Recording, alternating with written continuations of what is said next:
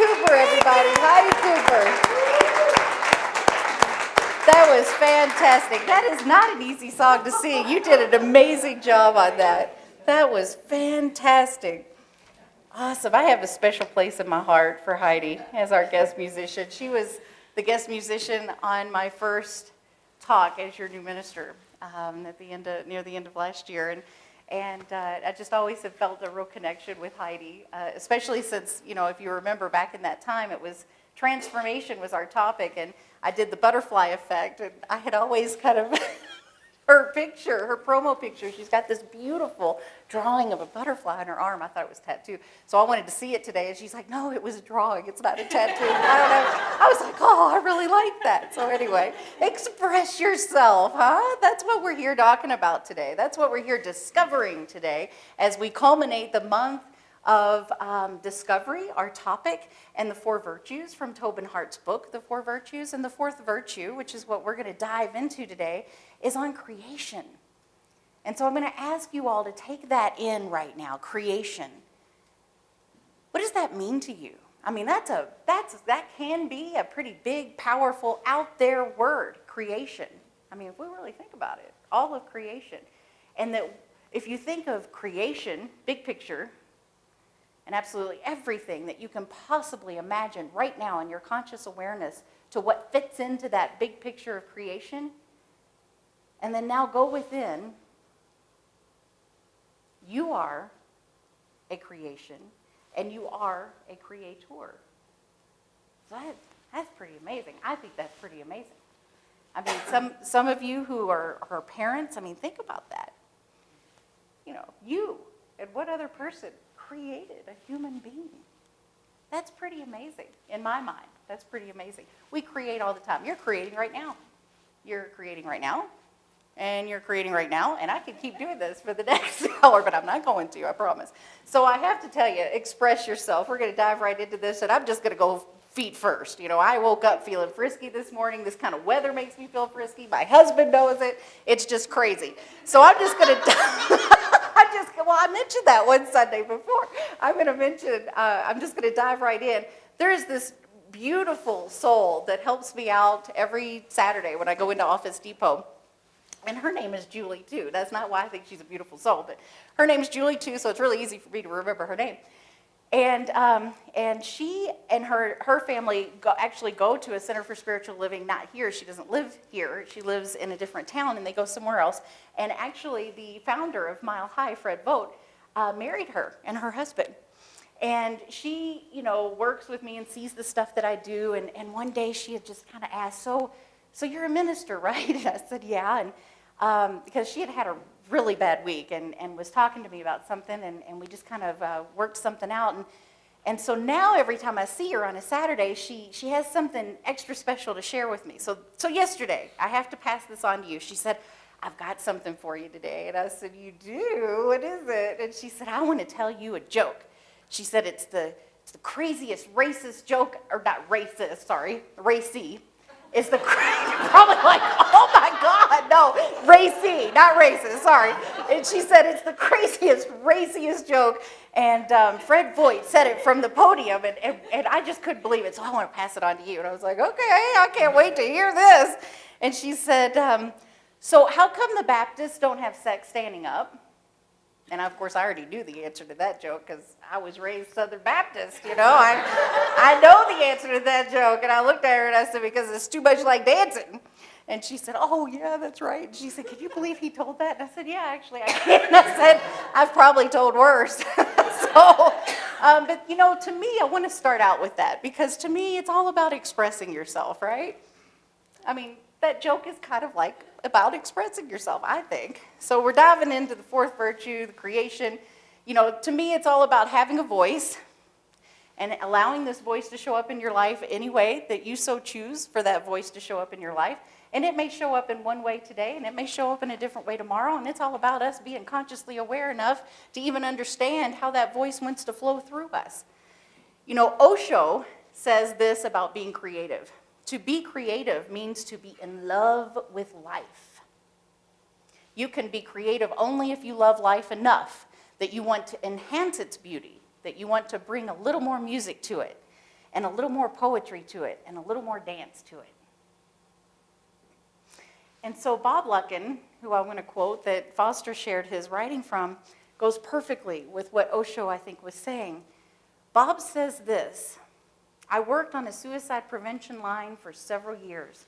Talking people out of suicide is not as difficult as talking people into living. So I really want you to think about that. Think about what Osho was talking about. To be creative is to be in love with life. Are you in love with life right now? And you don't have to answer if you don't want to, but I just want you to think about it for a minute. Feel it. Are you in love with life? Are you in love with your life? Are you in love with your creation? Because remember, you are created, you were created, and you are creator. And you're creating right now. And so I am just going to encourage you that when I ask you and look you in your eye and say, are you in love with life? And if you don't just burst forward and feel yourself proclaim with a really loud, resonating yes. Ross is in the back going like this. Then I'm going to invite you to create something that allows you to do this, you know? It's the compass point of creation, to me, is about finding a way to bring forth the aliveness in the world, in your world, in the whole world, in all of the worlds. Finding that way. So that's what we're going to kind of dive into this morning. It involves developing the strength and the clarity of your voice, meaning the capacities and the courage for creative, authentic expression. Be what you want to be. Say what you want to say. And then we're going to talk a little bit about why you want to do that this morning. It's really important. Kind of like Bob here, what he was saying. It's really important. It involves directing our energies and developing the power of will, that energy that moves, manifests, and makes things happen, along with recognizing the willingness to allow those currents to move through us. It requires the power of imagination. It celebrates differences and originality, and it brings forth our calling, where our lives deeply connect with the world. You know, every action that we take activates the world. It doesn't just activate our world, it activates the whole world, all of creation. You know, it sets all these forces into creative motion, and that's pretty much what we teach here in the Science of Mind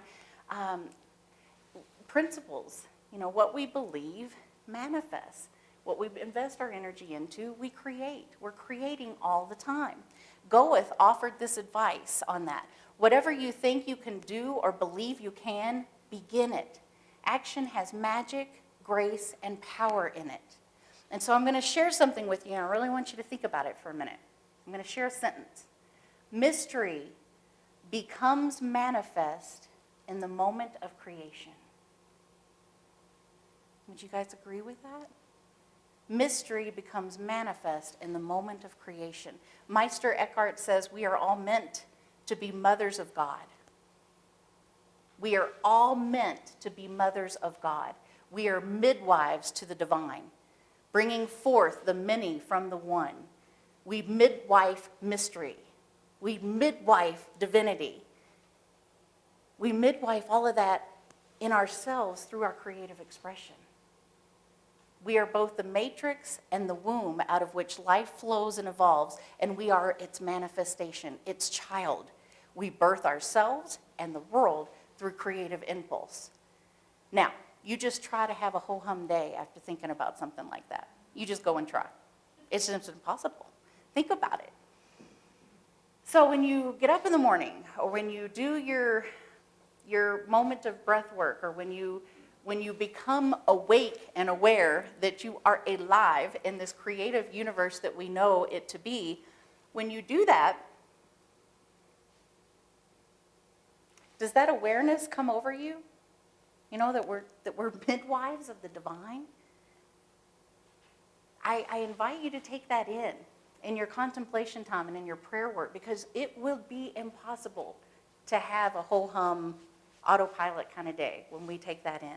Ralph Waldo Emerson says, you are there in that place to testify. This is about using your voice. And I really pondered that for a while this week, that quote. You are there in that place to testify. Well, we could kind of break that down. We're where? Well, we're here. We're there, we're here. We're here in this place to testify. To testify what? To testify who and what we are. To testify that birthing, that midwifery of the divine. To testify the divine, how it chooses to show up spontaneously and beautifully within us. And that's why we have to be authentic. That's why we have to be in integrity with our true being, with our true nature. We got to speak our truth. You know, if we speak somebody else's truth, or if we keep our voice silent, what happens? What do you feel? Yuck. You betcha. We feel yuck, don't we? We start feeling like we're living against ourselves and we suffer. Have any people know what I'm talking about there? I know I do. I know I have. You know, and then you realize, and then that moment of realization, oh my God, I've been living against myself and I'm the one causing this suffering, you know, and then you want to make yourself suffer a little bit more by beating yourself up over it. Oy vey. But then we eventually get through that part. That's cool. But what I want you to really understand in this message is that our well-being is dependent on our ability to bring our voice into the world. It is absolutely dependent. We know that when we even contemplate speaking our voice, it feels risky. So just take this moment right now. Think about something in your life. Think about someone, some situation, some experience where you may have been holding back, where you may not have been sharing your truth, or where you may have been silent, where you kind of have been feeling that nudge that you need to speak up. Doesn't that feel a little risky? It can. It can feel risky. It's kind of like asking somebody out on a date. You know? It's like, well, what if we're not heard?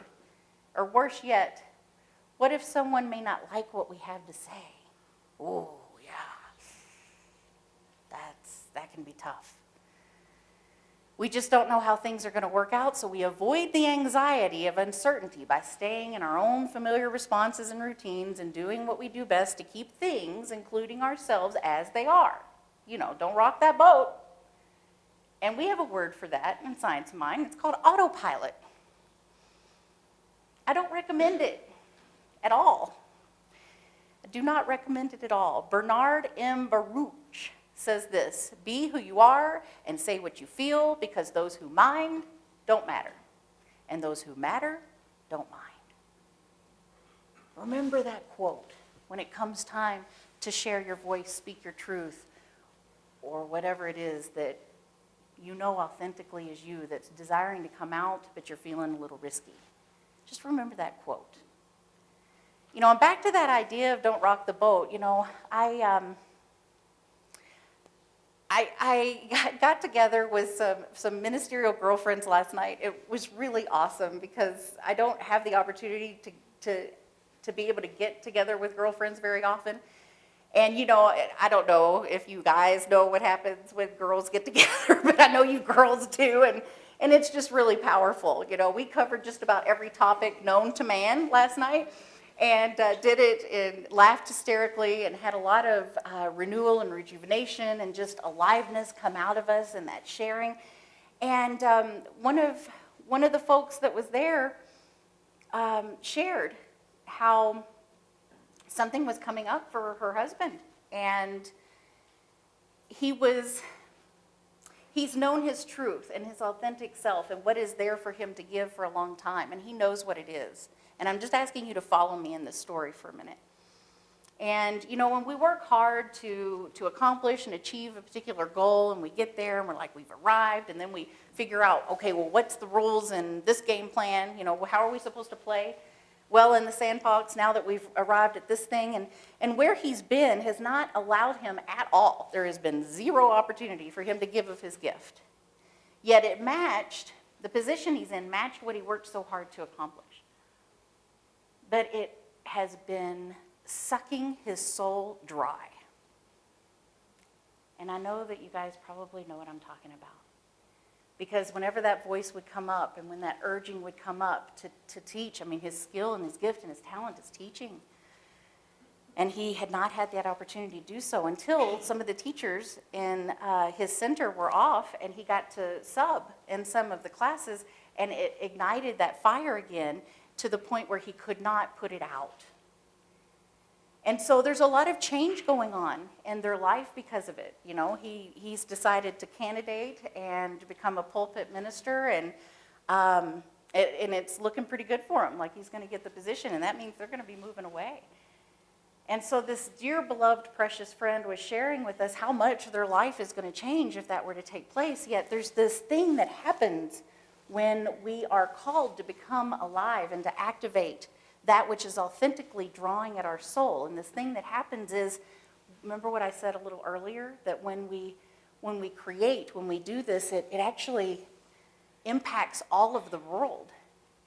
And so that's kind of what happens is we get to this intersection where when we follow our authentic self and our true nature and we give of our gift, and I'm going to talk about this, but we cause actions and situations to unfold that's going to impact and affect a lot of people's lives. And I guarantee you that all of the people's lives that are going to be touched and changed because of this recognition and realization and courage and power to step into the truth of who he really is, it's going to allow that, all those puzzle pieces to fall into place for so many other people. That's how it works.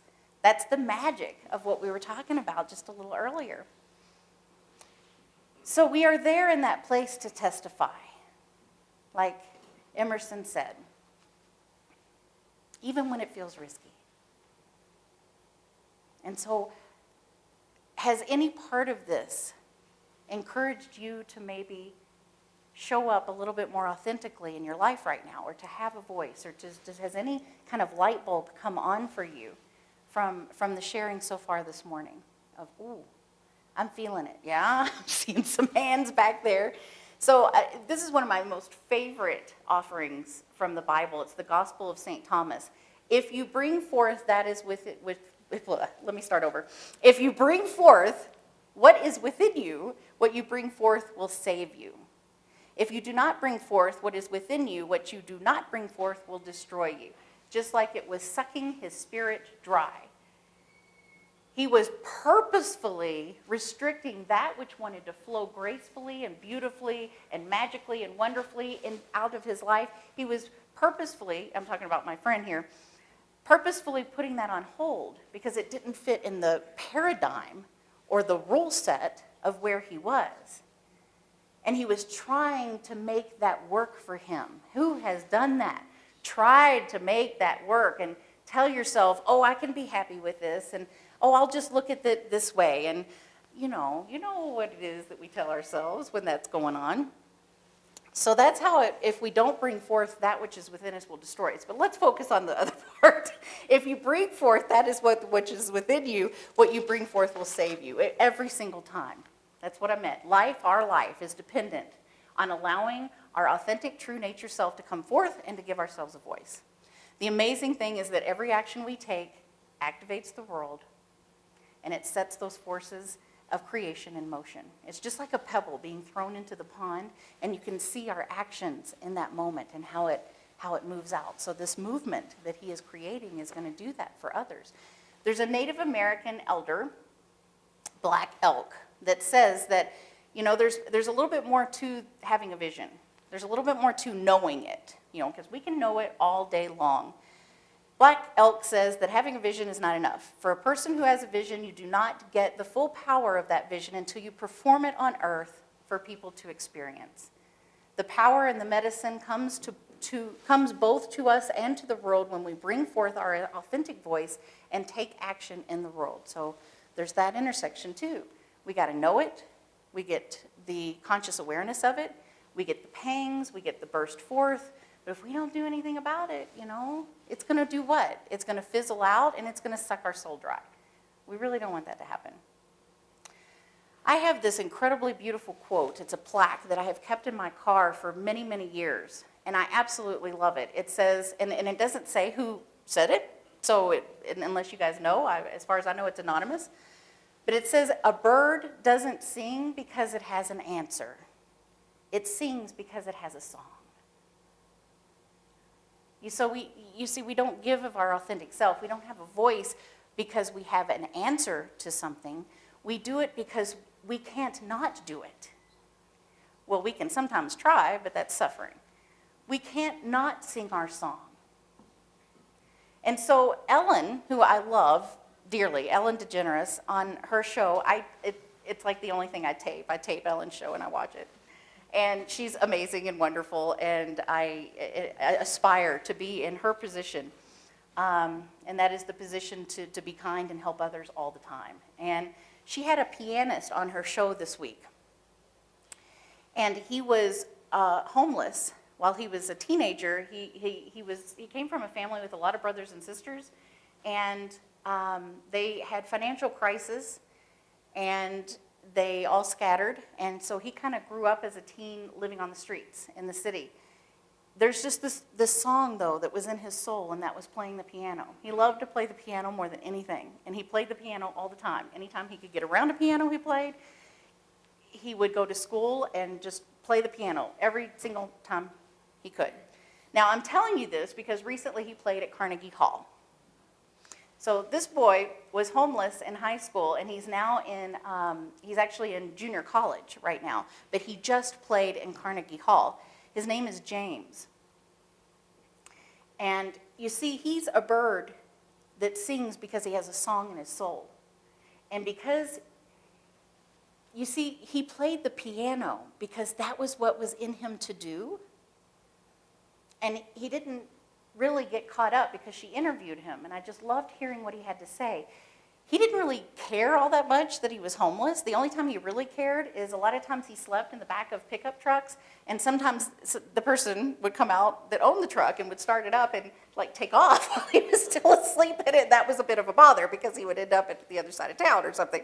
But that was really the only time he was bothered by that, because his big passion was playing the piano. And it really opened up some incredible opportunities for him, because that was him being his authentic self.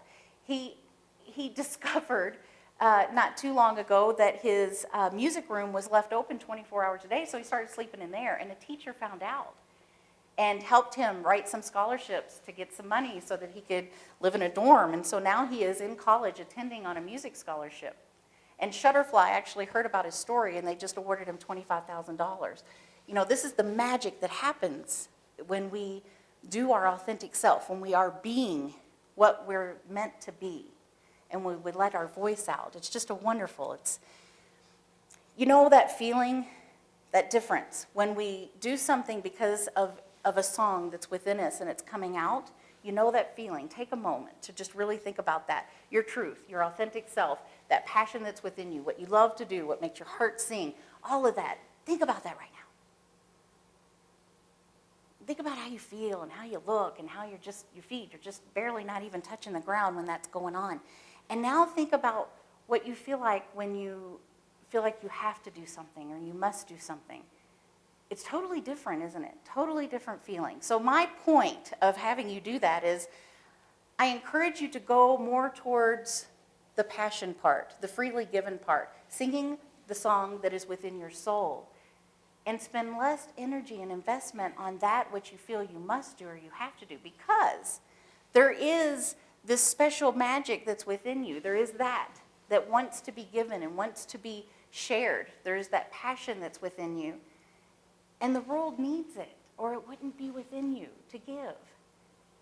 And if we keep investing our time in things that, those paradigms, that rule-following thing, where, I can't give of my gift because this is the life I have chosen. Oh, please, please, because where I'm going there is we are creators in every single moment.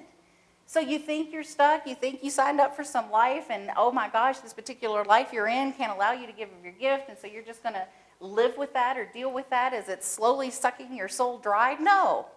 We live in a creative universe. You are a creative being. This is the moment now. Give yourself your voice. Take those steps.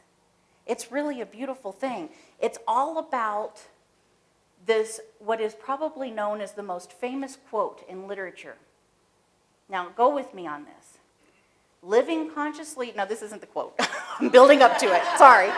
Living consciously aware and on purpose brings the inner life to full contact with the outer world, and in doing so enacts it. This is the quote, and it speaks to this extraordinary opportunity and responsibility. You see, we have the opportunity to do it, to be our authentic self, and to be who we really are meant to be, and we have the responsibility to do that. So the quote is, to be or not to be, whether 'tis nobler in the mind to suffer the slings and arrows of outrageous fortune, or basically to go to sleep. That is the question. So I'm going to read that again. To be or not to be, whether 'tis nobler in the mind to suffer the slings and arrows of outrageous fortune, to suffer the slings and arrows of outrageous fortune, to be and to give of that which is passionately desiring and authentically to be given through you, or to basically go to sleep. That's the question. So I'm asking you that question, to be or not to be. Do we have any beers in here this morning? Be, yeah? Woohoo! Do we have any not to beers in here this morning? You know, that's the difference. Now, I would like to be authentic and courageous by saying that I to be and not to be many times throughout the day. Many times throughout the day. I catch myself asleep many times throughout the day, every day, and that's why I'm working it. I'm working it every single day. Conscious awareness, spiritual practices, feeling that aliveness of my authenticity and giving myself the voice every single day. You know, the drive to express ourselves, to create the world, is an innate beauty. It's an innate need, It's an innate need, like beauty, love, and the search for truth. Tobin Hart speaks of this in this chapter on creation. He talks about how the folks in concentration camps, you know, they were stripped of pretty much everything, if you can imagine. I mean, even food.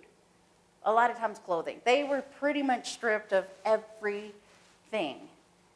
Yet, do you know what they did? Over and over and over and over and over again. They composed songs. They wrote poetry. They even found ways to paint. You see, this divine need to express ourselves, it's what I believe gives us the elixir to live. It's like our oxygen.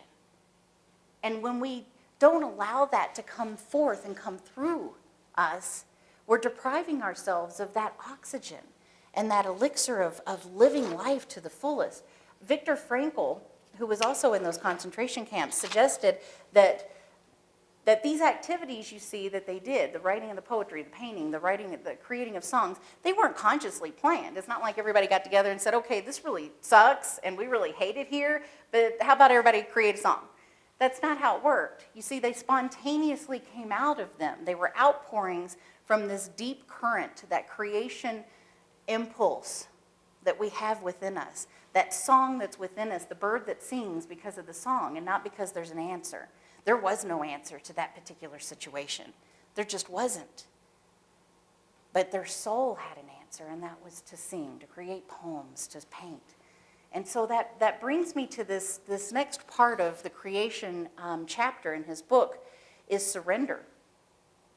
You know, there's an old story of a bright young man with an impeccable academic pedigree who traveled from afar to work with a revered teacher. Upon his arrival, he asked the teacher how long it would take to learn Tai Chi. Teacher says, "You are very bright. 7 years." To which the young man replied, "Well, what if I work especially hard?" The teacher answered, "Then it will take you 14 years. And the student said, "Well, what if I worked really, really, really hard? How long will it take me then?" And the teacher answered, "Then you will never learn." Surrender. There's just something about it that allows our creativity, authentic self, our voice to come pouring forth. We surrender. It is not by effort alone that we find our way. Freshness and spontaneity, insight and creativity come through our willingness and wakefulness. That holding on business, that doesn't really serve very well. And I can share with you a little bit of where I'm coming from. You know, holding on, letting go, sometimes we fear that by surrendering we'll lose something or even destroy it, and we are right. And we are right. Embedded in creation is also destruction. Something is lost and something is gained when we let go. We are not always willing to give up that familiar security, though, are we? I've got a story. You know, I've known what the chapters are going to be all of this month and what we're working on, and I'd be doggone if I don't go through everything that's in these chapters during the week prior to the Sunday service. You remember the week that was on heart? Yeah, totally went through that. So this week it was on creation and letting go and surrendering, and oh my goodness, let me tell you a story.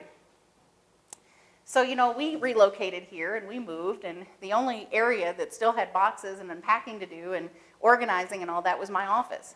And it has been eating me for lunch for many months now. And I have just been on myself, got to get this done, got to go through this, got to get this done. And so this week I did it. Praise Jesus, thank you God I did it. And I mean that from the bottom of my heart. Because I want to tell you, it was like a ball and chain on me. It was actually like 50 balls and chains. Now, to help you understand a little bit of that, you know, and I know most of us can say this, but I had a pretty rough upbringing in my life. I've gone through some pretty, what most people would think, difficult experiences in my life. And this week, going through all those boxes was the hardest thing I have ever done. Don't ask me why.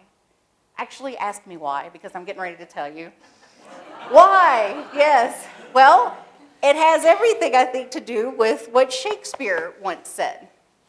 You know, it's like mini deaths. I know I mentioned this to you a few Sundays back about Dr. Karen Kushner gave a talk once about all the little piles in her house and why she had a hard time breaking those down, and then she finally realized, oh my God, you know, if I deal with this, I was identifying with it as a piece of me, and this is who I am, and if I were to get rid of it or if I were to deal with it, a piece of me would be dying. It's like a mini death.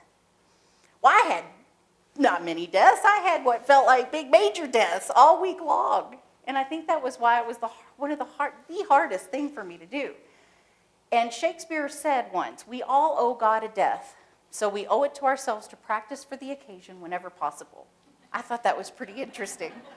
It made me stop and go, what? Huh?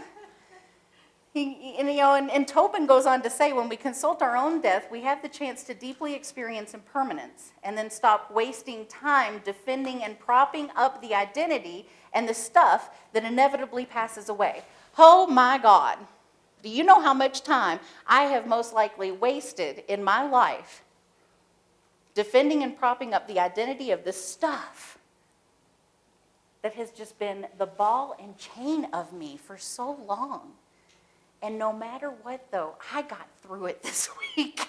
Thank you, God, I got through it. Yeah, I'm pretty happy about that.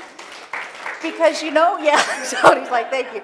Because, you know what, and it dawned on me, it hit me, you know, because I didn't share this with anybody. And I'm going through this, and I'm just in the trenches. And I know I don't mean to sound dramatic over here. And you're probably like, oh, good God, it was just boxes. Just empty them and get over it. But no, there was something else that was going on. There was definitely something else going on.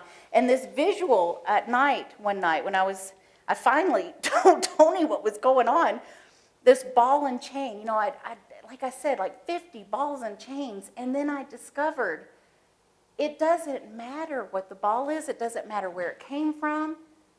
It's the chain that I needed to dissolve. I needed to dissolve all those chains. The belief. The chain is the belief that I had about all the balls. The balls don't matter. Yeah. So it was the chain. So I dissolved a lot of chains this week. So in what Shakespeare was talking about, what I believe we can do, the surrender, the letting go, the chances to practice the death, the little mini deaths, and with every occasion, whenever possible, is when we consult our own death, we have the chance to deeply experience impermanence and stop wasting time defending and propping up the identity of stuff. I covered that just a second ago. So this is what happens when that happens.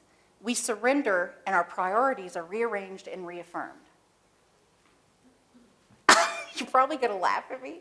My pants are looser this morning. I know it's because I dissolved those chains. I know it is. You're going to think I'm crazy. It probably am. But my priorities, you see, I rearranged and reaffirmed somewhere in here, and my pants are looser this morning, and I'm just really happy about that. So we can practice small surrenders daily by doing this, by forgiving someone, by letting go of a bad mood, by letting go to kindness, by dropping our fear to tell the truth. What are you holding on to that is possibly clouding the flow of your life right now? Does anybody have chain? Does anybody have a ball? A ball and a chain. I'm encouraging you. Yep, I'm seeing some arms back there. Let's dissolve those chains, shall we?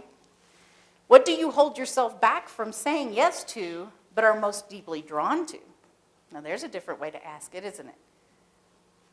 Is there something that you know is pushing forward in passion? Is there a song that's in your soul that's desiring to sing, and you're like, oh, no. What about rejection? What if somebody really doesn't want to hear it? What if somebody really doesn't like what they hear? You know, we are meant to be creative. We are meant to be creative. We are meant to express ourselves. Say what you want to say. Be what you want to be. All those ways that we block our creativity, do you make excuses to block your creativity? In a way, I think I did. In a way, I think with my office all piled up and not being able to find stuff and have to walk around, I was blocking my creativity. And whether we know we're doing it on purpose or not, we're doing it unconsciously. Creativity demands that we be true to ourselves, and that can be scary. To be true to ourselves. So do we block our creativity so that we're not true to ourselves? I don't know. Do we? William Shakespeare again. This above all, to thine own self be true. Authenticity is about living life on the outside in alignment with one's interior. The alternative comes from either selling out in order to fit in or remaining out of touch with this inner self. That's the sellout. Doesn't feel good. Back to that suffering. There's a whole lot of social norms that causes us and invites us to do that. There's this cute story that Tobin tells in the chapter about his daughter who was on the 5th day of kindergarten given a homework assignment to circle 2 of 3 objects on the page that was alike. And there were 6 sets of shapes and 6 separate questions. She handled all with ambiguity except for one group that included a small green rectangle, a green triangle, and a red square. Which 2 belong together, the question asked. She circled the red square and the green rectangle. Now, Tobin said when I asked her about this, she acknowledged that they had different colors. She's like, yeah, I see it. I get that, they have different colors, and I'm probably supposed to select the 2 green ones. However, she saw more value in the fact that the 2 of them each had 4 sides while the other had 3. You see? This was a different way of looking at that. The next day, the assignment was marked incorrect. You see, obsession with the right answer misses the opportunity to see the questions and the world from multiple vantage points. She could imagine possibilities that was beyond the information given, and that is what we are finding, especially today with our standardized testing. It doesn't work. It only works if you think that particular way. If you see benefit in the 2 objects that had 4 sides and not 3, she could have been looking at that as an architect, an engineer. She saw a whole different benefit. This is a tiny example of how it most likely is going to happen to her again and again as she goes through school and teaches her that there's only one correct way of looking at it. Well, that's not authenticity, is it? Authenticity, giving her a voice, allowing her to think outside of the box and be creative and to see diversity, that's what grows and builds things. That's what creates solutions in this world that we know of. Am I right? Would you guys agree to that? Okay. So Tobin goes on to say, if the creative flow is the ultimate process, and if diversity is central to that flow, then the most insidious threat to human evolution is not nuclear war or global warming, but it's the efforts and institutions that work to homogenize this exuberant abundance. Homogenation at its best tends towards a degree of efficiency and control. It works great for efficient ways of producing something to maybe save money. Yet in the realm of living things, diversity supports innovative solutions, creative evolution, growth, and adventure. In the chapter, he quotes Alfred North Whitehead. This is great, and I love it, who emphasized the opportunity for adventure. He suggested that it is the courageous, spontaneous response to the events of our lives that grows our lives and the life of the world. Without this response and subsequent growth, civilization would fade into a state of tameness and vapidity towards prepackaged, reconstituted, homogenized juice boxes rather than just being naturally juicy. Juice box, naturally juicy. So if you've never actually experienced freshly juiced juice, I mean, if you have experienced freshly juiced juice, you'll know there's a big difference between that and a juice box. So he goes on to say, we often feel we must live up to the expectations of other people. If we don't,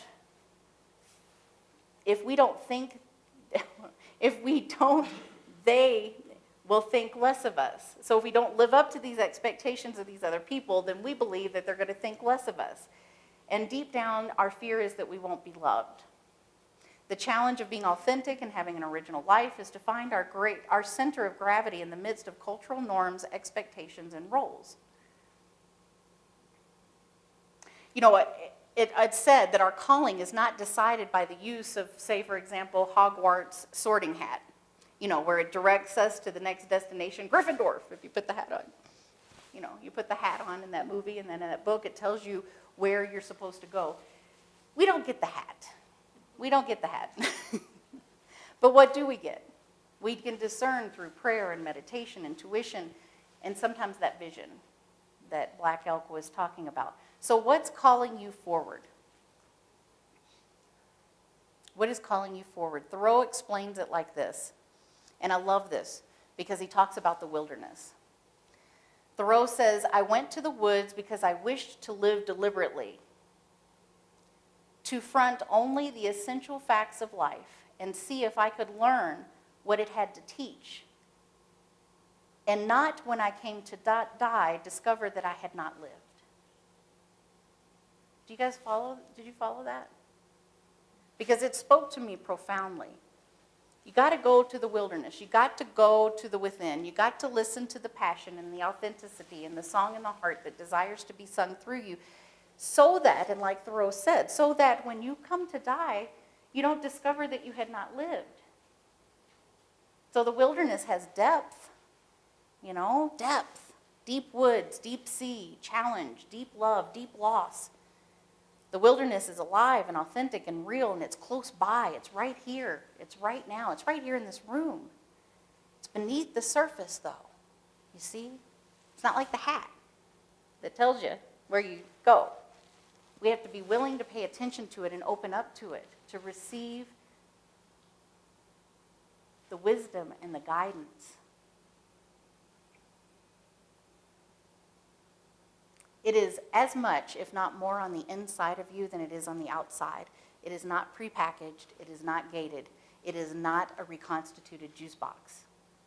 It is just juicy. So go towards that which is just juicy. That's the point.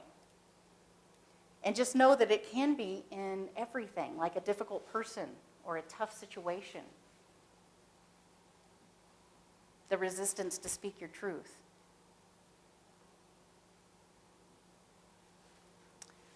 Allen Ginsberg says, follow your inner moonlight. Don't hide the madness. We did that Tuesday at the sanctuary. We did an Earth Day, Remembrance Day ceremony at the sanctuary. And it was one of the first opportunities I've had in this community to once again really show up as my authentic self. And I know my feet didn't touch the ground that night. My soul and my spirit was so high.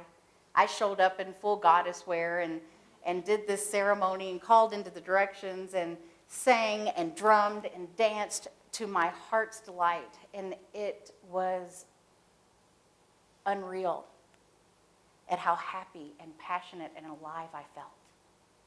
That's what I'm calling to you. Be your authentic self. Allow it out. Find out who you are and do it on purpose, says Dolly Parton. Find out who you are and do it on purpose. So that's what I'm here doing. I'm doing it on purpose.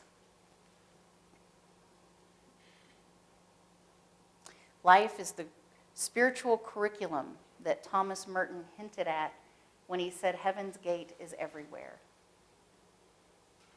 It's everywhere. It's right here. It's right here in this room. So what is required is that we live our own life deeply. In doing so, life lives through us. As it does, I want you to know it takes a certain kind of energy. It takes a certain kind of conscious awareness. It's not going to be easy. It's not as easy as just putting a hat on. You don't get a telegram every single day of what it is that we're supposed to go in and feel and know. We have to apply that energy. We have to be willing. We have to surrender. We have to be alive and awake to be as opposed to not to be. It's really ours to do, and it's our divine birthright and our responsibility. We get to do that. Creativity, y'all. Creativity. Look at all the different ways in your life that you get to be creative. How many times do you approach it with ho-hum? Oh, God, I got to do this. What if we approached it with the magic that it is? We do get to do this. We get to create our life. It takes willingness to be courageous, to be authentic, to be open and aware. There's some great models out there. Jesus, Buddha, and so many more prove to us that life, this type of life, is within all of our reaches, not just a few. It's in all of ours. The kingdom within. Buddha says that our true nature is within us already, wise, perfect, compassionate, and that we must do our own work to awaken it, to be or not to be.